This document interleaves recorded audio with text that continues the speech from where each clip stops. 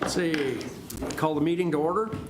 Start with roll call. Commissioner Allen? Present. Commissioner Norwood? Here. Commissioner Siragusa? Here. Commissioner Roberts? Here. Commissioner Stallings? Here. Commissioner Orr? Here. Mayor Pinkerton? Here. All right. Item number 2, at the Commissioner's request, discuss any item of concern on the regular session agenda. I have a question, please. Sure. In Public Works and in Parks, we have a message board that's 3,566. What is a message board? It's from American Signal Corps. Right, so they're like the digital signage that you see around in other places that will tell you detour up ahead, like a scrolling message board that they can put out and use at different events or for any detours. And so they wanted 2 of those to accommodate different areas throughout town that we may need those. Okay, good answer. All right. Okay. Any others? Okay. Seeing none. Item number 3, study items 3.1, update on state legislative items from Kurt Rogo. Sir? Here I am. Thank you. We are in our 6th week at the state capitol, and it's rolling along pretty normal. I've noticed in the rotunda, it's just normal activity. A lot of the bad COVID times are behind us, and it's very, very normal proceedings at the Capitol these days, with groups coming in and a lot of that activity. So it's really nice.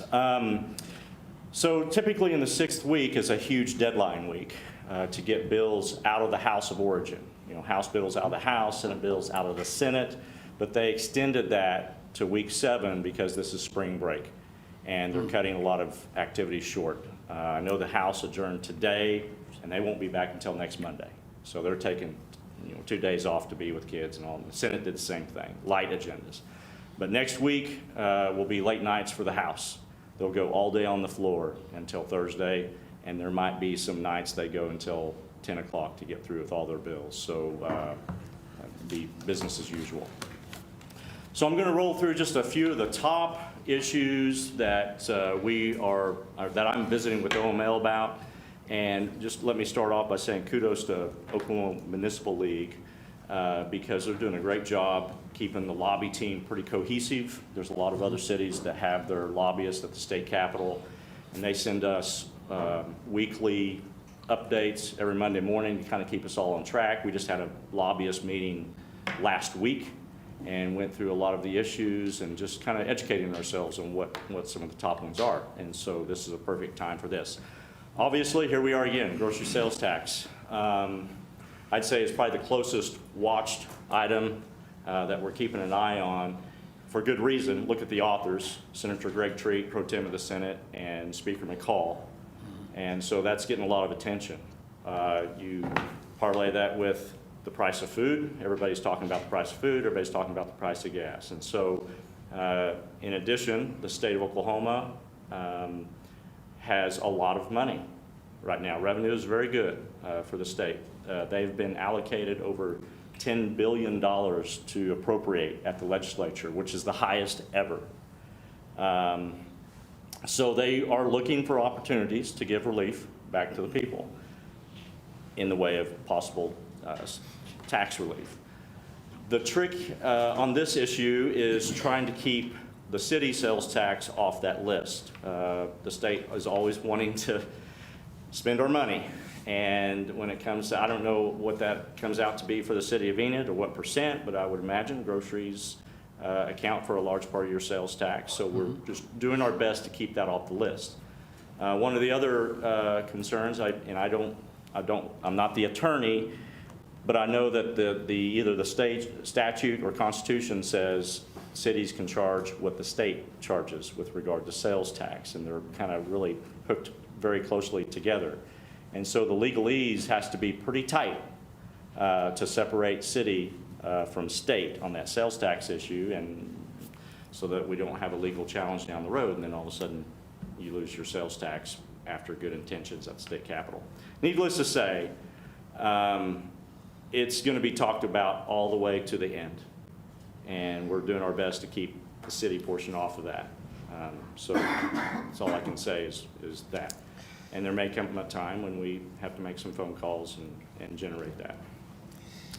When we were at the Enid Day at the Capitol, I was pretty sure one of the speakers said that the city sales tax wouldn't be affected by that. Or is that a That's desire? true. That's Yeah. true. Okay. But you never know. There could be a legal challenge down the road. Okay. You know, and that's the concern of everyone. So All right, We'll see, but good intentions for sure. okay. Thank Kurt, you. I have a question Yeah. too on sales tax. Obviously, I know the commission knows, and I think the public knows. It's a noble cause to do that, but cities in Oklahoma only get sales tax, period. Right. We don't get Right. production tax, we don't get ad valorem tax, we don't get income tax, we don't get all those other things. So I don't think the city's gonna wanna, Sure. I can't speak Yeah. for the commission, but I think that won't be good for the city. So I think Yeah. they know that.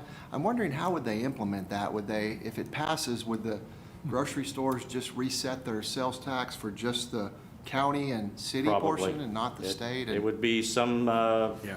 technology through the tax commission that would allow them to remit that tax in that way. But, you know, this issue, I've been around the Capitol scene 25 years approximately, and this issue's been out there every year.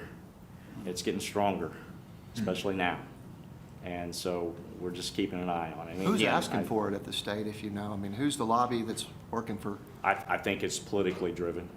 I don't think there's a lobby group for, you know, out there for it, Just other a good than thing to give just voters in an election year? or It's something? just a political move. I mean, look at, again, I go back to the authors, and it's very good intentions. Senator Treat, Leader of the Senate, Representative McCall, Speaker of the House.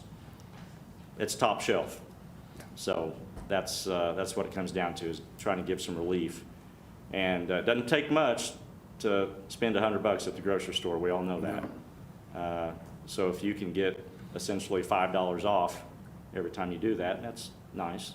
If the city portion were in there, that's approximately $10, you know. So anyway, it's top shelf, and we're keeping an eye on it. Well, I know Mike Feeney and OML Oh, yeah. aren't going to be, I'm sure they're working to keep it be just the state if the state wants to give away their portion. Right, correct. Right. No, that was, in fact, when we met last week, this was the first item we talked about. Yeah. The number we were told was this would be something like $300 million annually that the state would be giving back away. And that was the concern, is that, what about 5 years from now? What is the state budget going to look like then? Right, right. True, yeah. It's a big price tag, even when you have a little money to spend. And you know, I'm looking at some of the other states around us, like Texas and Colorado. What initially happens is they will reduce having no sales tax on food. But people that I know that live in those areas, because I have a property in Fort Worth, the ad valorem tax goes up on the property taxes, but that doesn't help us. Yeah, And that's how they're able to keep their highway infrastructure and all that built up to accommodate the people and build bridges everywhere through the ad valorem taxes. But if this happens to us, it's like a doomsday well, for all the cities. or even food manufacturers see that, and they're like, Right. oh, if they're gonna give a tax relief there, we'll just up the price just a little bit. Increase it 2%, they save, we save, Yeah, everybody wins. everybody right? wins, yeah, It'd be yeah, real easy in these inflationary times, because Yeah. you wouldn't know, why Yeah. did the price go up? yeah. I just wonder if they would be willing to share, you know, the ad valorem tax with the cities. Oh, you're making too much sense. Yeah. Gotta change Yeah, the no, whole good state. point, well taken, point well taken. And, but again, you know, it's top shelf. Yeah. Good authors, and it's, the issue's gaining momentum Okay. every day. So we'll just keep an eye on it and see what happens. As long as the municipality doesn't get pulled into it, Yeah, it's that's a right. good deal. That's right. So do you recommend it'd be helpful for us to reach out to Senator Peterson and Representative Caldwell and see Sure, Dubinsky and yeah. It never could hurt. It doesn't hurt to at let all. them know? It doesn't hurt at all. We could- I think all those guys were there at the Enid Day. I think we Yeah. kind of told them already, but Yeah. Doesn't hurt. good. And this would be an item that, yeah, there's a bill, but this is a topic that would be thrown into an omnibus tax relief measure at the end of session. It may not be this bill that makes it. So Right. they keep the bill alive just to kind of vet the issue and keep the conversation going. Okay, some other notable bills, food truck regulations, House Bill 2010 by Representative Townley, she's from Ardmore, trying to create some state standards and regulations with regard to food trucks, which are becoming so popular. And 3 of the areas that she's concentrating in are right-of-way, permit approvals, and trying to streamline the licenses. I didn't know that there was actually an issue in this category. I guess a lot of cities have been regulating the food truck permits, probably along with the Department of Health. But keeping an eye on this one. I don't know that OML is opposed to it. They're just working with it. And she seems pretty energetic about it. I just saw her talking with OML about it yesterday in the Rotunda. So this one's staying alive. I'm sure there's something. Kurt, Yeah. because I haven't. That's fine. I'm going to, you're probably not going to know anything, or you're going to know everything I'm probably going to say, hopefully, but food trucks we do regulate. From the city's perspective, we see this the same way the state sees it when the federal government tries to tell the state. Right. And maybe it's good, I don't know, that's why OML probably Yeah. can work with them, but right away catches my eye. I mean, we control the right of ways, or at least we think we do. It's your streets, city streets, Yeah, as yeah. opposed to a So- state highway. is So what you're saying. those are some Okay. things that hopefully they would be courteous of municipal control, this governing Sure. body right here. That would be nice. Okay. But I'm sure they know that, it's just, they feel like the need to do something Oh, with yeah. food trucks. Yeah, it sounds like, it's the so. same old game. Preemption is the key word. And here's an agricultural preemption issue. This was actually one of the first issues right out of the gate when the session started. OML alerted us about. It comes from the chairman of Ag on the House side, which is Representative Curbs, declares, and Roland Peterson is running it in the Senate if it gets there. But basically what it comes down to, and I put the actual language from the bill there at the bottom, I bolded what is really important that sticks out. If there's an agricultural building being built in the city limits,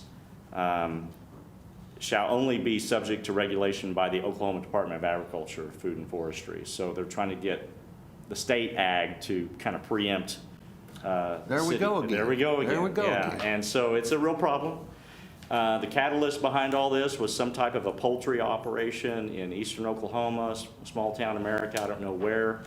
But they were battling it out with the city, caught the attention of the chairman of Ag, so they tried to flex their muscles on this thing. So I'm not as worried about this bill.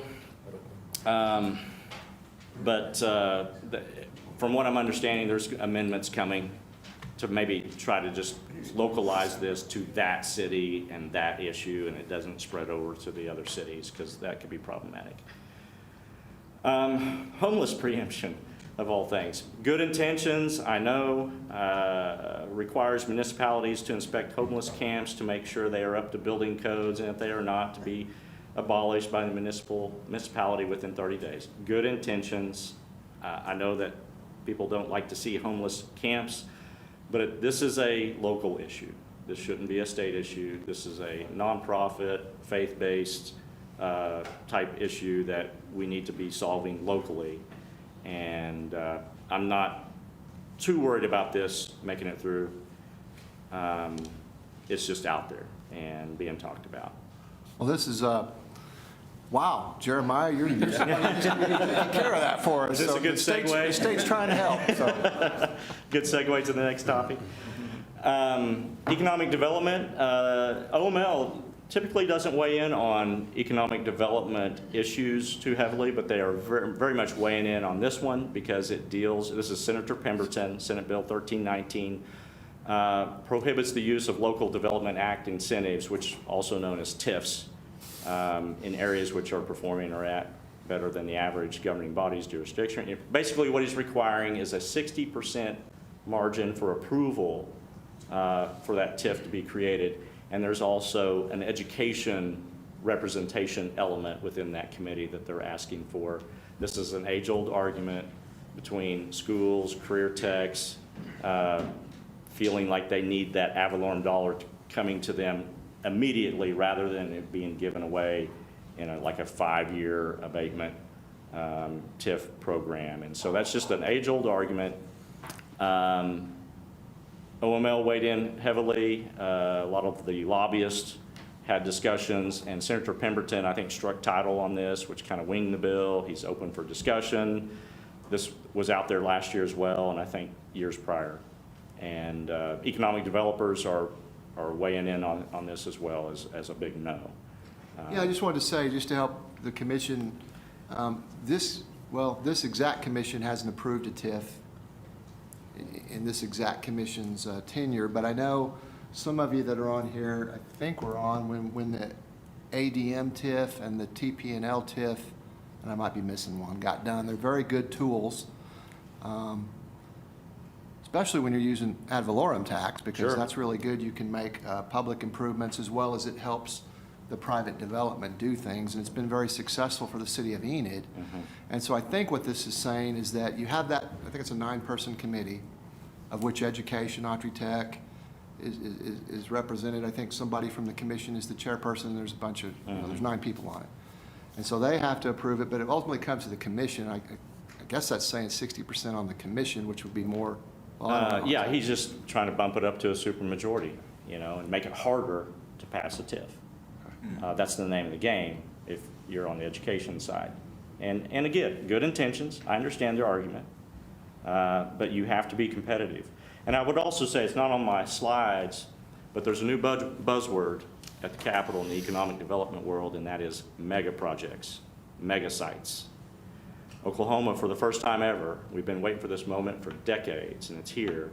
But all of a sudden, we are amongst a small group of states that are being looked at for these mega projects, like 2,000 employees project. More than one. They're starting to stack up, and we're competing against Texas, Kansas, a few of these Midwestern type states. And we're going to see a bill later in session that's going to drop some language promoting mega project incentives, the big stuff. Not the couple hundred employees, but the 1,000 employees. And so be watching for that when you see mega projects in the news. That's what that's all about. The language is not out there yet, but I know the governor, leadership in the House and Senate, and Department of Commerce are working to try to develop what that's going to look like. And it'd probably be related to quality If you could jobs. influence and get some language in the bill that has to be located in Enid, Oklahoma. Yeah, that would probably all about be- that. I think the governing body would like that. Yeah, that would be wonderful. Another thing, economic development is just on fire right now in Oklahoma. You have the industrial park, Mid-America Park, that is the state's industrial park. And it's one of a kind, it's very unique in the nation. That's the state's industrial park. What they're talking about doing is promoting that to a quadrants across the state, where Northwest Oklahoma has their state industrial park, and Southwest has their state industrial. I'm copycatting what is going on over there in Northeast Oklahoma because it's been so successful for Google and the electric car facility Canoe and others that have been locating over there. They want to replicate that. The leadership is talking about that. So It would have to come That's- with funding. And probably so. We'd be You bet. excited to use that Yeah, funding. Yeah, I don't know all the particulars, but economic development is on fire right now, and it's fantastic, so. Open Meeting Act, so there's been a couple bills. I think the Senate counterpart to this is gone, but I think they're focusing on this. Things that we learned during COVID by having your electronic meetings, where I think they're wanting to incorporate some of that year-round, post-COVID. I think we got a little bit of some changes last year, but this is the bill that's going to be dealing with Open Meeting Acts, the Open Meeting Act with the electronic component. I think they're going to put some restrictions, though, in there so that you can't do 100% of your meetings, electronically. and that you have to be here for the majority. I'm talking about each council member. So, again, things that we learned during COVID that I think is good. We got some good feedback for you. If you could get with Carol Okay. and myself, I know that the emergency stuff worked fairly well, but I can think of at least one element that didn't work so well, and that was having to post all the presentations Oh, yeah. timely, and so I don't know. Carol can probably think of others that we might Okay. want you to. And obviously, enforce. there's some, being able to have public interact Oh, yeah, remotely too, Yeah. so. Medical marijuana. I'll just say this. This is probably the biggest issue that legislators have had to deal with from constituents leading up to this session. There's been a ton of medical marijuana legislation at the Capitol. I can summarize it by saying this. Senator Lonnie Paxton seems to be the person, the gatekeeper to trying to reform a lot of medical marijuana laws. There's been a foreign element. There's been a black market problem in Oklahoma. It's sad to say, but from what I'm hearing around the Capitol walls, that Oklahoma right now is the black market capital of the world. That's not something to live up to, that we should be proud of. So they're really trying to crack down. And again, I would say, you know, the whole issue was brought before, made legal because it was an initiative petition and put on a ballot without any legislative involvement. Legislature got involved after it passed, and it became problematic. So they're cracking down on transportation of the product illegally. Every category you can imagine. I just picked out the top 4. I do know that the commission that oversees medical marijuana has beefed up their enforcement. I think they've got like 75 employees out there enforcing. I know they're working with Bureau of Narcotics. They had a big bust here a few weeks ago, if you recall. The commission is also asking for more FTEs this year. I think they're going to double the enforcement, and I don't think the legislature will hesitate. So they're cracking down as hard as they can, as fast as they can. That's what I'll say about that. And I think this is the last issue, sale for resale. This is this was last year's carryover bill. And I forgot to mention, every time you see the word carryover, we're in the second session of the legislature. And so they can activate bills that are left over from last year that are in a certain holding pattern. And this is the sales tax permit that a small business owner would apply for to get stuff at wholesale and get the tax exemption. The problem is, in the small business world, the stats aren't good. A lot of them fail. That's just the stats of opening up your own business. But what the problem is the permit you get is a 3-year permit. And the business might fail in the first 6 months, but then that person is able to get tax-free items for the next 3 years. And I believe this was a $60 million impact to cities. Yep. And we don't know quite what is happening with this bill right now. And it makes me want to visit Representative Ross and find out. Because it's a money item. And if you take 60 million, extrapolate it out, you probably already can tell you in your head what it might mean to the city of Enid. And so it's just some fraud cleanup that we need to pay attention to and go from there. So anyway, that's all I have. Looking forward to a good year, and filing is coming up in a month for candidates. I think there's going to be a lot of primaries, quite honestly. And based on that, once you see the filing in mid-April, I think it's around April 15th, April 13th, somewhere in there. I don't have a committed memory. But once that filing happens, you can determine how quickly session will end. Because all the legislators will be nervous to get back home and start campaigning. So maybe they'll try to wrap it up mid-May. I think the goal is to try to wrap up session mid-May instead of the end of May. So that's all I have. Any questions, comments? hope everybody finds my information I send out weekly Yeah. informative and keep you all up to date. So we'll continue to do that. Kurt, I have one more Yeah. question for you. I want to make sure the commissioners have every opportunity, because you're our legislative consultant or Yeah. liaison. And Yeah. so if we need something, we need you to kill something, or we need you to pass something, we just simply have to let you know, and you Just- work with our local delegation at OML, bet. and you make it happen. Yeah, just call.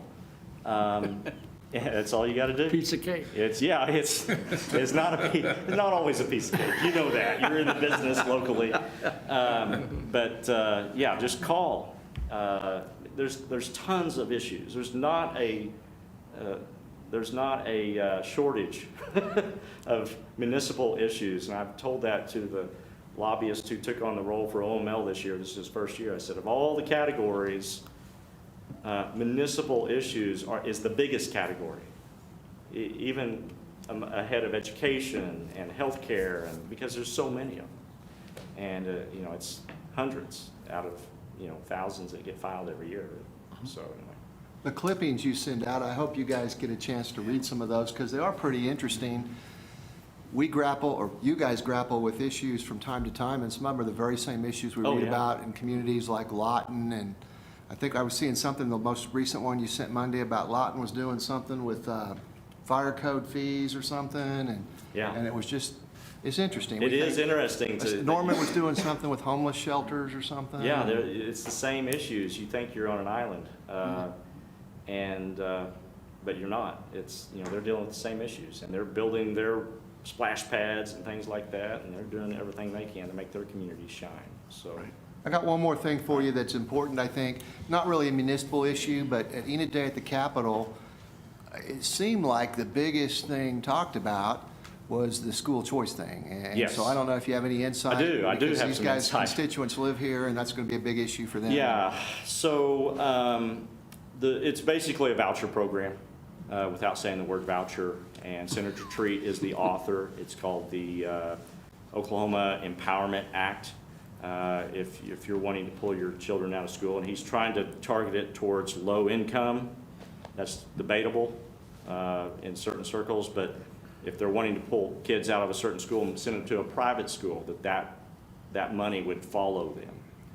The argument that people are concerned about is that all of a sudden that is the gateway of state money making its way into a private school or a Christian school, which maybe those schools don't want, because when you have that state money starting to roll in there, then it might have strings attached to it. And then with the popularity of the program, all of a sudden you have a funding issue. And a lot of people feel like the state doesn't fund education the way they should fund it. And then all of a sudden you have a dependency for that private school that's created with this money that maybe is not funded properly. And so there's a lot of strings. What's interesting on those issues, that issue is the first week of session, the Speaker of the House issued a press release saying, we are not hearing this issue. It is dead on arrival. I've never seen the Speaker of the House issue a press release in the first week of session saying, we will not hear that Senate bill if it comes over here. I know the governor is for it, the pro tem of the Senate's for it, the House leadership is not. So I think, and this week they tried to bring it up on the Senate floor, and the vote is too close. I don't believe the Senate author, Senator Treat, has the votes. So it's been delayed. It's that close. I think we'll see what spring break brings, and he's got one more week to hear it on the Senate floor, see what happens, potentially becomes a negotiating tool later on. Politics, it's politics. But it is a very interesting issue, I will say that.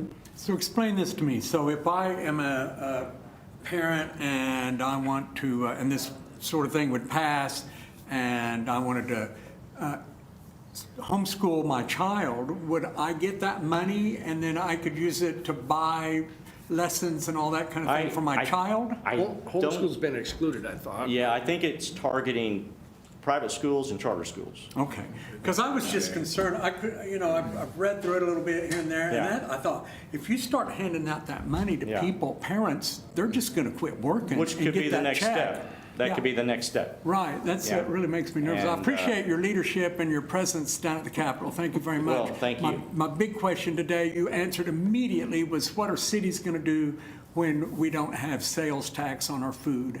Yeah. So, could thank be you. You've been there a big long hit. time. Yeah, it could be a big hit, so we'll keep an eye on that. All right, thank you. All righty. Thank you. Okay. Item 3.2, discuss upcoming street work. Mayor, Commissioners, how are Hi. y'all tonight? Good, you? I'm going to go over a couple projects that are going to have a pretty big impact on traffic down Garriott real quick, and then kind of be open to questions on anything that you guys might have on anything else that's currently in the works. First project that's going to be kind of impacting, I say kind of, it's going to impact, is over at Cleveland and Garriott. What we're doing over there is we're removing the center medians on the east, north, and west legs of the intersection. And this is actually to accommodate the installation of left turn signals. By removing the center medians, it will allow the traffic to be able to shift over further, be able to see further down the lanes, and make the intersection more safe. Yes, and that was that. You have Grand and Garrett, but you said Cleveland and Garrett, I think. Sorry, I started on the wrong one. Oh, okay. All right, it's okay. You're Hopefully I doing a great didn't- job. I was trying to think of medians. Okay. It's just very exciting for me to hear that I'm getting the proper lights at Cleveland. I was there today, and it was just a nightmare. And of course, Yes. there was a horrible wreck there yesterday. It has nothing to do with lights. Yes. But it's a busy intersection, needs all the help it can get. Yes, and that's the point of this, and it is make the intersection more safe. It'll kind of act as a little awkward transition phase as we do our striping, and then ODOT comes through with their improvement projects. There'll be some adjustments to what the striping is there, but this won't be, it won't change effectively what's there. It'll just be we'll have a weird wide lane, I guess is the way to put it for a little Will bit. it still be signaled, although it's reduced to one lane? Is it still signaled, or is it?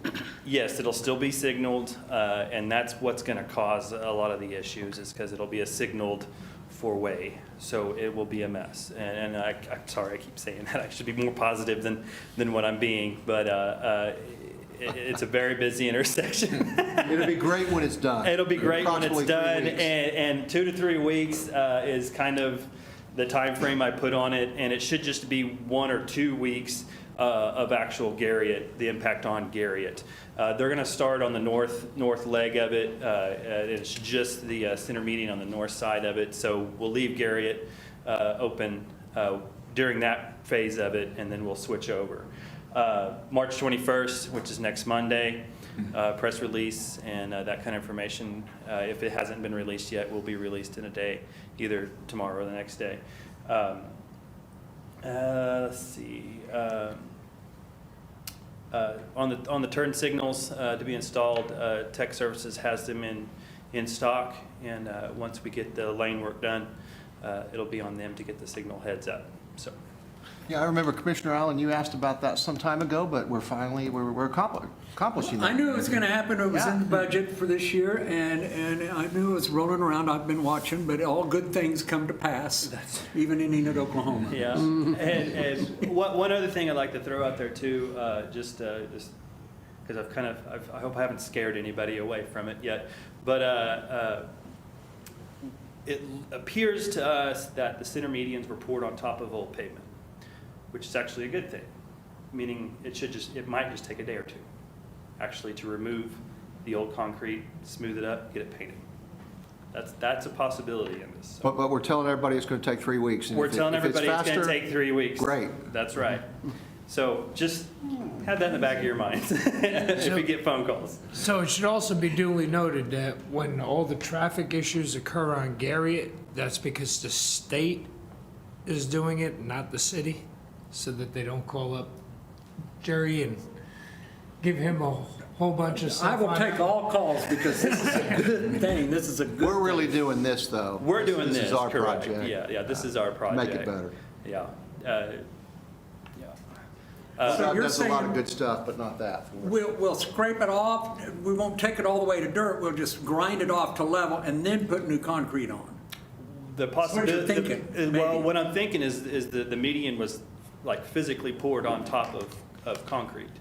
So the median might be able to be just removed. It's like just picking up a curb and Just taking picking it up a away. curb and, You got the street under it. yeah. You know, it's one of those things, that's what it appears. I don't know if that's what we're gonna find. So, Okay. yeah. So back up forward. So that's going to happen over the next March 21st, a few weeks. And then following that, it kind of worked out for us. I was initially thinking this project at Grand and Garrett was going to be happening sooner than it was, but it's been delayed by some material delays on another project the contractor is working on. But they're in line. They're ready to go. They're ready to start this work. This won't have as large a traffic impact. It'll be focused on the outside lanes of Grand and Garriott, and as they're redoing the corner nodes of each of them.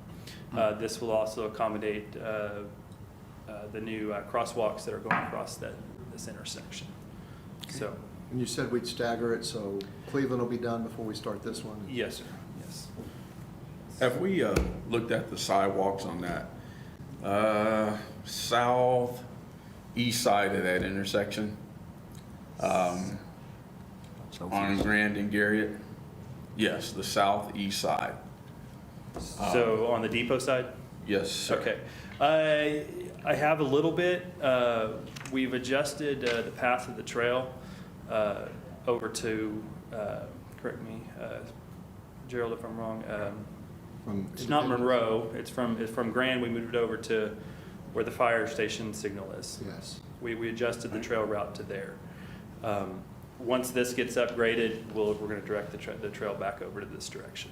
Okay, because from Grand to 3rd Street, the sidewalks are very horrible. Yes, sir. We'll need to make that a separate project, Commissioner, because I think the sidewalk around the pedestrian crossings on the four corners will be fixed, but I don't know how far out they go, but they won't go to the railroad tracks or to 3rd Street, but we can, it's budget time. We can write that down as a possible project, put in there. Yeah, for the safety of the pedestrians, and I've seen a few people more than once fall off their bikes right when they get to the railroad tracks because there's a big hole right there. Yes, sir. Yes, and the biggest barrier that we have on that is that's railroad property. And One of the so things that we would probably think about with that too is, you know, when we talk about the trail stuff, and I see Michael Shuck in the audience, and I know that, you know, there's some folks trying to do some stuff at the depot, so, but we can fix that sidewalk if that's what we want to be fixed. One of the things we have to think about on trails and for sidewalks is, do we really want people walking by the highway that's 45 miles per hour? So if we can make I don't know if it makes sense to put the trail somewhere else, but we can certainly look at it and find a solution. Yeah, because it's pretty dangerous, Gerald, up against that. I guess it's a vape shop there now.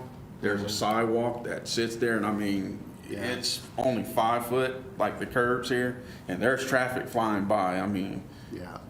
that's uncomfortable. Right there. and in that area, it's kind of a loose term to call it a curb too, because it's pretty busted up in that area as well. Yeah. Thank you. Yeah. Yep. So before I get to Leona Mitchell, the next item on my list, are there any other questions about any other projects that are going on that you'd like me to address? What's going on at Willow and, Cleveland? Willow and Grand? It looks like it's done, but the blockades are still up. Yes, that's ONG.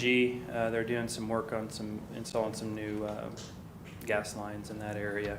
I actually sent the local guy an email about that today, about why is it still. They poured it last Friday. Yes, yep. Yep. They're also doing some work, because you gave me the answer at Monroe and Garriott. That's ONG, replacing gas lines or something. Yes, sir. Yes. Yep. They're kind of all over the place. They're all the way out at Garland, and they're doing a lot of work out in that area. and let's see, they're Oklahoma, kind of back behind the Baptist Church, and the insurance, Messer Bowers, and kind of in that area. We've received some phone calls about some holes that they've left open, and we're working in conjunction with ONG on getting things. We understand their process, but it also needs to speed up. So- Did you already have the coordination meeting that you were talking about having with them? Was that last Friday? Yeah, or- yes, sir. Yes, we did, last Friday. Yes. Why don't you go ahead and update everybody on the timelines on the expansion of, or the widening of Cleveland from the railroad tracks to Willow? Yes, sir. Water line is completely done. We did our walkthrough on that 2 or 3 weeks ago. And so right now, we're in the other utility location phase of it. ONG is currently working there right now. AT&T should be coming up anytime soon. And OG&E has a few telephone poles and power poles to move. I give them a little bit of wiggle room because they're aerial and they don't impact things quite as directly. But they still got to get out of the way before I can move forward with ODOT, which is ODOT is planning on doing a letting date sometime in August or September. So that'll put construction probably 60 days after that. So September, October, and November timeframe. So. What's the time, what are they estimating the time on that project? We haven't asked for a number of days yet. Do you have a, I would say wild I guess? would say 6 months, 9 months, if all goes well. Good. We've done a lot of secondary work, with the channel going off and things of that nature. That we're trying to get up to that point of just let them rip, let them move forward. Do you see closing that whole section off, or are you going to try to keep any of it open? There's 2 sections that I really can't, one section where the box is crossing, I have to close it for that, during that time frame. Right. And then, of course, where the tracks are, I don't have any control of whenever BNSF decides that work's gonna happen. So, obviously, if it somehow happens that it happens at the same time, that would really kind of hurt us a little bit. Hopefully, it'll be kind of a staggered type thing. Initially, we looked at closing it basically for the entirety of the project and allowing local traffic in through both directions. But I think we've kind of settled back on leaving one lane, basically doing a lane shift during construction. So. Well, I think that'll make the people that live right there much happier if you Right, can do yes, that. yeah. We didn't see any real significant time saving in doing the, Total block. The total block. And it would take so much perfect timing of things for it to really truly work the right way it was supposed to. I mean, we all remember how Willow went down. We got it all done and opened it up, and then BNSF came and closed it, because they were at the end of it. So hopefully things will work out a little smoother with that. And I do on that note, BNSF does have. My understanding, they have the project in the queue and everything like that, so it's supposed to be in their bidding process. So, I can think of 2 more quick things. It's a good update the council on right now is status of the expansion of the intersection at Garland and Randolph, and then probably a quick update on 10th to 16th. okay. On Garland and Randolph, we've acquired the last portion of property needed to start that project in full swing. The first thing we'll be seeing that'll be going out to bid here probably in maybe 2 weeks or so will be the water line improvement project, which will be the relocation of the water line, and it'll be it's kind of in that same phase of where Cleveland is, but it's behind Cleveland. It's in that phase of we're relocating utilities. Once water line's done, we'll work with the other utilities on getting them out of the right of way and out of the way of the project. And this one hasn't been presented to ODOT. As far as Cleveland has been, they know about it and they're aware about it and they know it's coming. So, Maple. I believe Mike, correct me if I'm wrong, 14th to 16th? 14th to 16th is completely Completed, done. They're yep. working in between the 13th and 14th now, and it's looking pretty good. I think Yep. they're about 3/4 of the way through there before they'll go down to the next one. But the neighborhood looks beautiful. Those two streets from 14th to 16th look absolutely fantastic. This is the job superintendent. There you go, yes. Well, thank you. Other than the equipment waking me up too early every morning at 7 o'clock in the morning, it's all right. So there you go. I know that they're moving along at a very good pace. I know it might not seem like that internally, in the neighborhood, but they really are, and they're doing a great job. They're doing a fantastic job. It looks like a whole different neighborhood, actually. Just those 2 blocks just changed the whole look of that neighborhood. Yes, sir. That's the impact that I hope that we can have, more across town. I do know that they're fixing.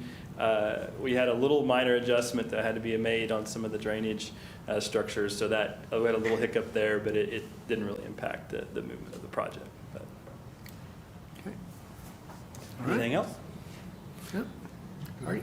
I will note, I mentioned earlier on, I just thought of this, on the Grand and Garriott project, I said there was a materials delay. Some of our contractors are having some difficulty on getting some of the stabilizing chemical, CKD and fly ash, and that's caused a delay on the Ramona project. They were about, I think they said idle for like 2 weeks. And so, but they've got the material in, and they're moving forward on it now. So, just I know that's kind of an odd item. People may not be really aware of, but it's a chemical used to make the foundation of the roads last longer, and so and it's a byproduct it runs out, and it's just an issue we have. So, Okay. Good. All righty. Thank you. All right, item 3.3, update on Leona Mitchell Boulevard water main improvements.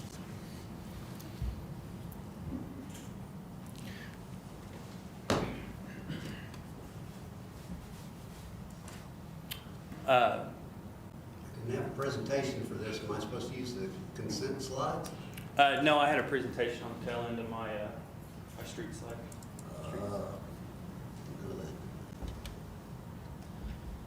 Can't talk without my notes.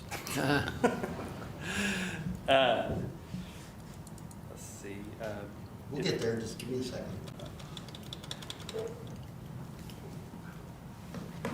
The project's out to bid.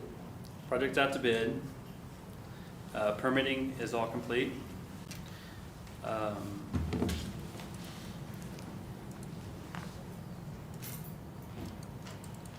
Jason, do they ever tell you all why there's such a shortage and a delay in materials?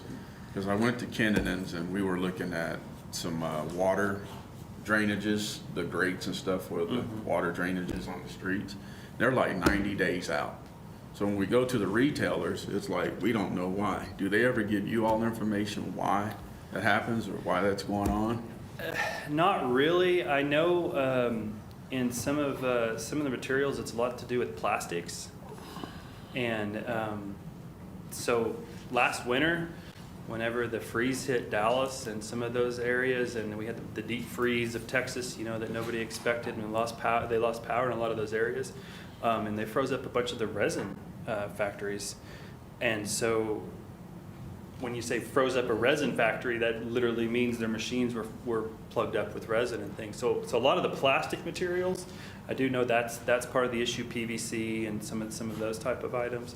As far as like grates and stuff, I don't have a solid answer on that, other than just whether it's raw materials getting to the factories.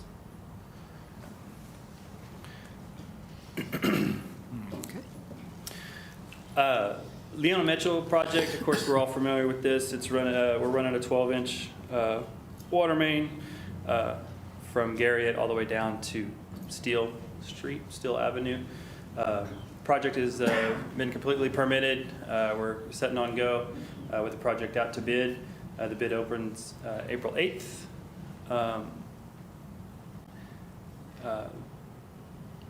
The project is basically broken into a couple different sections.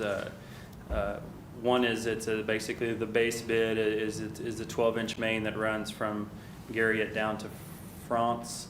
And then the other portion is the section that runs. It's either going to be, we have it broken into multiple sections of alternates, or two sections of a 12-inch or a 10-inch. Both of them can handle the capabilities, the needs of the area, but there's usually a price savings in going with the 12 versus a 10. So we're doing that and seeing if we can get any savings in that area. The other portion is the loop line of it. That project hasn't, I don't have an actual set of plans on it to really show, because it's going to be a field design or a field fit as to what is found, in the neighborhoods of where the lines need to be looped and where they need to be connected and ran from and things of that nature. And then the fourth kind of part of the project is that they're actually doing, they're going in and installing new service lines from the mains to the houses or to the meters. So, any questions on it? Rob, that's in your category. That's in your world. I mean, the money? All right. I think, and I just wanted to say, the loan for this is tracking. Yes. And I know we're getting lots of updates or requests from DEQ almost daily now that I think we'll have all fulfilled by Friday for this project, to make sure that we're on the agenda in April, so I think it was the 13th. It's set. This is what? It's already set. Set, okay, good. So Mayor, if you're going to come on down like we normally do, and April Carol, 13th? it might be, where we eat after we get done. Successful loan approval, so, yes, and so I think that's going well. It's good that we brought on $4 million, because I think the project and the things that we're doing here are going to cost more than we talked about initially. So it's going to be some significant improvements, and we're happy with that. And I'm expecting that if all goes right, we'll be back in front of you on the second meeting in April, hopefully, with the project for you to be able to approve an award, so we can get that going. And I know that's important to all of you, and it's important to the public, and it's important to the neighborhood, and I'm very pleased for the city and this governing body to get that project going. So you're doing a great job as city engineer. Thank you, sir. This is one of the 150-some projects, but this is one of the most important ones at the top. I do. I feel a little bit guilty, because this project, Brooke, when she was here, she worked on it kind of by herself, and Morali was kind of the spearhead on it. And so I don't quite know all the details on this one, but I know I got the general idea. Well, I just want to say thank you, Jason, and to my colleagues and mayor and city manager, and personally, I just want to thank you guys for passing this, and also thank you, Gerald, for announcing that. You've taken a little bit of the heat off of me. A lot of times people they think we're just talking, but we get a lot of calls, and I thought you guys said. We did. We're going to. Construction's slow. I hear a lot of that. That's why I'm in this position, but I just want to thank you guys for saying yes. Okay. All right. Thank you. Thank you. Yep. All right, item 3.4, hear a presentation from Forgotten Ministries on upcoming projects. Jeremiah, I guess that's probably you. Mark? I didn't know. All right. Sorry. There's a lot of exciting things going on. So I'm here to talk about 3 projects. And so we have the maps next Monday, and then we come back to you guys on the 5th. I will unfortunately not be here on the 5th. That's why I asked Gerald if I could come here tonight. I'm going to be in South Dakota at a conference speaking. So these are 3 projects. I'm going to talk about the first one that's with our men's transitional programs, the 1818 South 4th. So our men's transitional program, we've been running that now for approximately around 7 years. We've got to see tons of guys come off the street or come out of rehab programs or out of prison They come through this program, we're able to help them basically get the life skills that they need to help transition. We work with several different businesses in town to help them to get a job and help them get back on their feet. We have different types of classes as far as money management to help them to get their fines and probation and yada yada, several different things for the guys. Hopefully, if they make it through the whole program, and every guy that has thus far has been able to completely transition, get a job, get an apartment, and then work on getting their kids and families back. One of the biggest struggles that we have, we feel like within the program, and we've seen this model work better in others, is where they have a community area to be able to kind of hang out.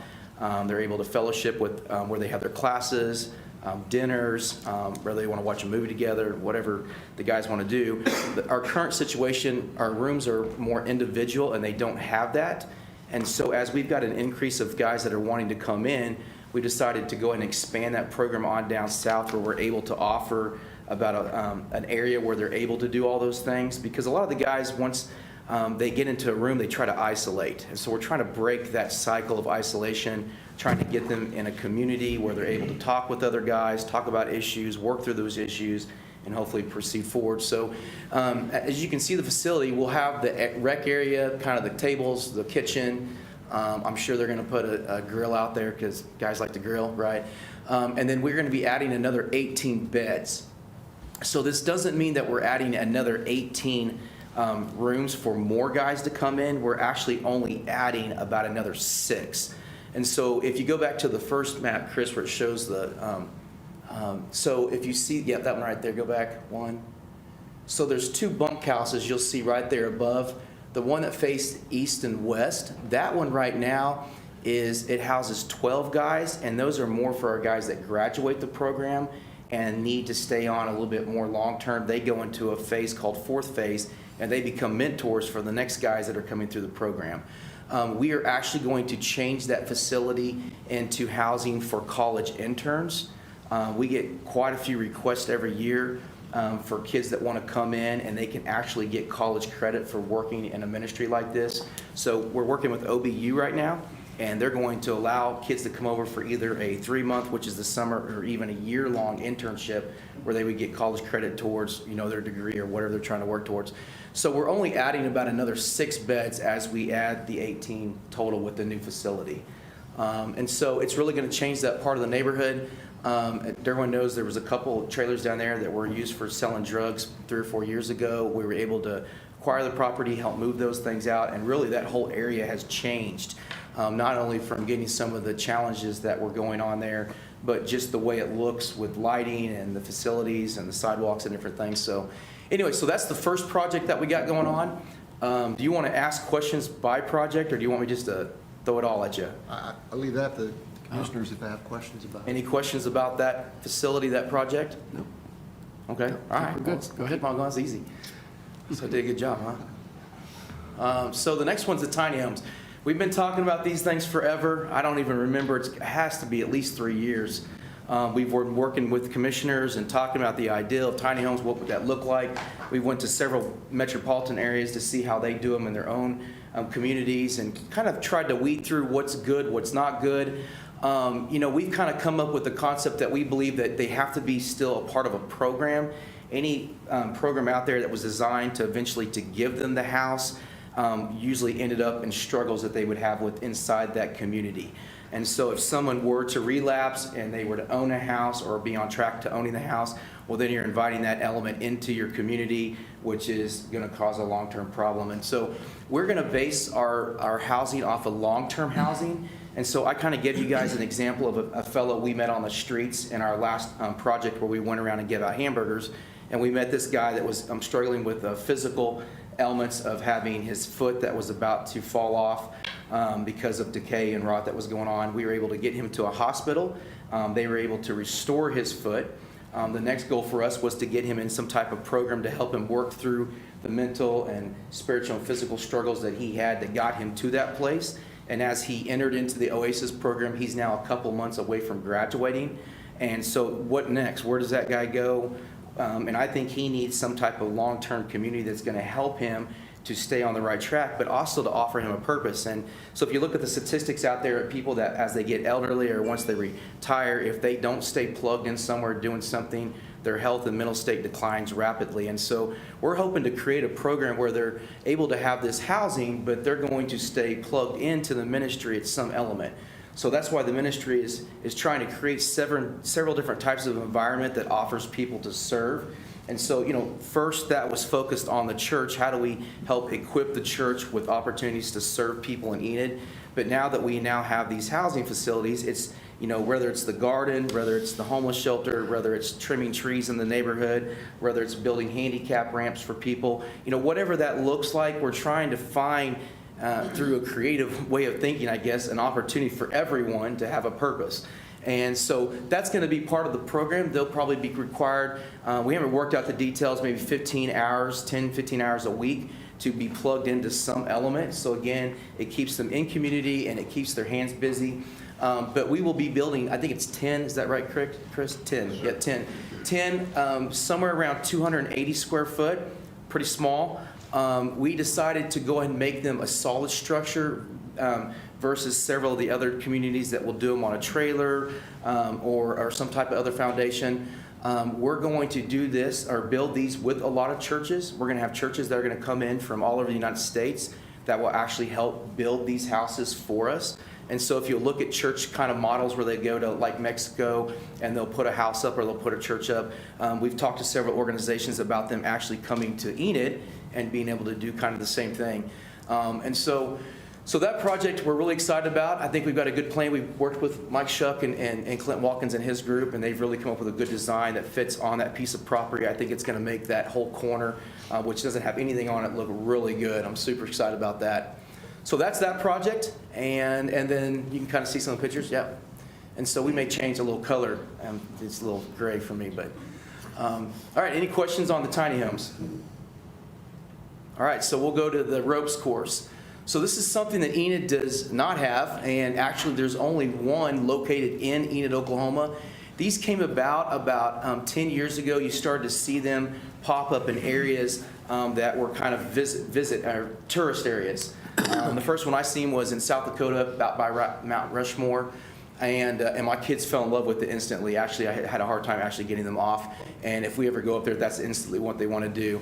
And so a lot of our programs are designed around trying to find ways to self-sustain them so that we don't have to ask for any grants or any government funding, state funding. It's all, we raise money through private individuals or businesses. And so a lot of that's due to the fact that when we develop a program, we try to create a way for it to be self-sustained so that we have to go back and keep on asking for donations, like 580 Coffee Shop as an example. So this, again, is going to go to help fund our kids programs. So our kids programs, they work with preschool for kids that haven't got into schools, for kids that are after school with education and discipleship, and then with the youth. The majority of the kids that we run through our programs are the Marshallese community and the Chukis community that's here in Enid. And if statistics kind of play itself out, Enid is only going to increase in that population, especially as the Marshall Island is starting to go more underwater. I don't know if you know about that. They are predicting in the next 10 to 15 years, there's going to be a large displacement of people from those islands. And so Enid right now is the third largest community of Marshallese population in the United States. So we are going to become one of those hubs at some point. What the numbers will be, I don't know. So we feel like those programs are essential for these kids that are going through physical abuse, through mental abuse, and that are challenged with the education system of, I think right now, Becca, correct me, is 70% of them by the age of 7th or 8th grade are dropping out of school. So trying to help to turn that tide, to turn that number around. This facility will be used to not only support that program, but it's going to be also used for the community. So this will be something kind of like an attraction for Enid, like the bowling alley or let's say a putt-putt course. It's going to be an avenue for families to come down. They can do it on a Friday night, Saturday night, and they can come down. They can take their whole family through it. It's made for all ages, as young as my 4-year-old, all the way up to a higher level of people that want to go through more extreme climbings. It's really good for businesses. There's a lot of team building that can go along with in a ropes course. And so we are going to go through a company out of Colorado, Grand Junction, Colorado, called Bonsai Designs. You're more than welcome to look up that on their website. They've got tons of different obstacles, tons of different ways that they can build that. But that's kind of the goal with this. We're going to set that up as a ropes course and maybe some few different variations from that.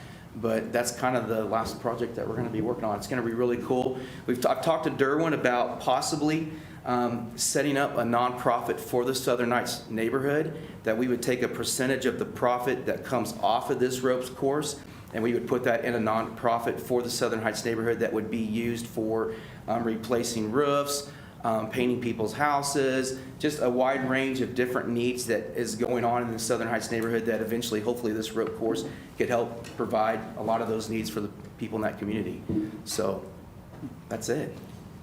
So I know it's a lot to throw at you. It looks very exciting. When you get it open, I look forward to a commission study session. Yes, there. we We'll will go through do that thing. with coffee on site for Yeah, you guys. that's okay? great. They're really fun. I really do enjoy them. I think the city of Enid, it will really be an attraction for the community, and I think it's gonna go over really well. And also, Jeremiah, you didn't mention anything about some of the things you have going on as far as like the garden and what you do with the food. You know, yes. how you've allowed people to come in and pick food, and you've given a lot of food away to anyone. Right. And also, something that I really enjoyed that reminded me of the farm. All the animals and things that you have out there, and you're teaching the children how to take care of the animals. If you Right. kind of give us a spill on that. Yeah, I grew up as a farm kid, and as much as I hated that back in the day, the chores and the cleaning the stalls, what kid loves that? Now that I'm older, I understand it, appreciate it, learned a lot from it, right? There's a lot of things you learn from hard work and finishing a chore that Dad used to give me. And so, we implemented a couple chicken coops. I think we have 40 or 50 chickens that they lay, I don't say raise, they lay enough eggs to take care of the homeless shelter that we run in the season. But those pens and our pigs, we got a couple little potbelly pigs, the kids take care of all that. They have their chore list. They're the ones that go out there, they clean out the pens, they put the straw on, they feed them, they water them, they pet them. They do all kinds of things with them. They just love it, right? What kid doesn't love farm animals? And so the same thing with the garden. We just went through a major facelift. If you haven't been out there lately, it's about to dramatically change. We've really designed that with certain gazebos and setting areas for church groups, high school youth groups, different things like that can come out, and there's an education purpose that we're going to try to start teaching with that, and then allowing them to adopt certain beds that they would take care of. And then obviously all the produce is going to go towards the homeless shelter. Then what we have overage will go to the community to help people in need. And so the garden's really cool. The guy that owned it, when he sold it to us, he was a gardener, and he unfortunately passed away, Pete did. And he would just love to see what it's turned in. It really has changed the way that part of the neighborhood looks, and it really is beautiful. It's one of the best gardens I've ever been in, so super excited about it. Chris, would you just update the commission on what the schedule is for when they'll see these PUDs? Sure, Gerald. Planning Commission will meet Monday, March 21st. They will hear the presentation for the PUD overlay, and they'll be making a recommendation to carry to you on April 5th for your review and appropriate action. MAPC is at 6 p.m. City Commission on April 5th is 6:30. And then staff will do the site plan and building permit approval at the staff level. And so I think once they approve the PUD, I don't think it'll come back before the Yes, commission. it does. Oh, it does, On okay. the PUD, there'll be a preliminary site plan, and that'll go to the Planning Commission. And then final site plan will go to the Planning Commission and ultimately come to this commission. Okay, well, great. Perfect. Then it'll be back before you one more time. Okay, Thank you all. Appreciate your time. good, thank you. All right. That's all we have for study session, so we will adjourn and reconvene at 6:30.